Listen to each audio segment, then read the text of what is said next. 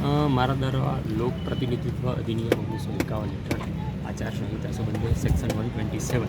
એ હેઠળ ફરિયાદ કરવામાં આવી કે જેમાં પોસ્ટર અને બેનર કે જેમાં સર્ટેન વિગતો દર્શાવવી ફરજિયાત છે. એ વિગતો દર્શાવેલી ન હોવાથી મારા દ્વારા ગઈકાલે ફરિયાદ દાખલ કરવામાં આવેલ હતી. જે ફરિયાદનું સ્ટેટસ જે ડિપાર્ટમેન્ટ છે એના તરફથી આવ્યું ફરિયાદ સાચી છે અને આ ફરિયાદ સાચી છે એટલા માટે જે હોર્ડિંગ બેનર ઉતારવા માટેની કામગીરી અમે આરએમસીને સોંપેલી છે, એટલે એ કામગીરી આરએમસી કરશે. પણ જોગાનું જોગ એવું છે કે કોર્પોરેશને બોર્ડ ઉતારવાની બદલે સ્ટીલ હજી પણ બોર્ડ ઉતાર્યા નથી અને એનેથી વિશેષ વહીવટીતંત્ર ગર્ભિત રીતે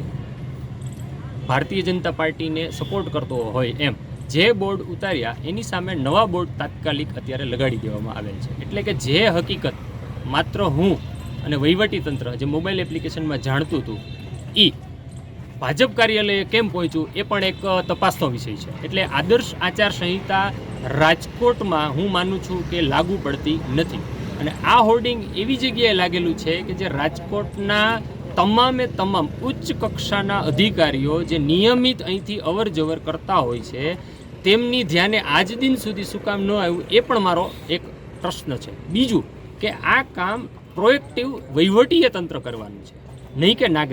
નાગરિક તરીકે મેં મારી ફરજ મારું ઉત્તરદાયિત્વ નિભાવ્યું, પણ જે વહીવટીતંત્રએ એની ફરજના ભાગરૂપે આચારસંહિતાના ભંગના જે કામગીરી કરવાની છે એમાં એ લોકો કૂણા પડતા હોય અથવા તો એના ઉપર પ્રેશર હોય એવું મને લાગી રહ્યું છે.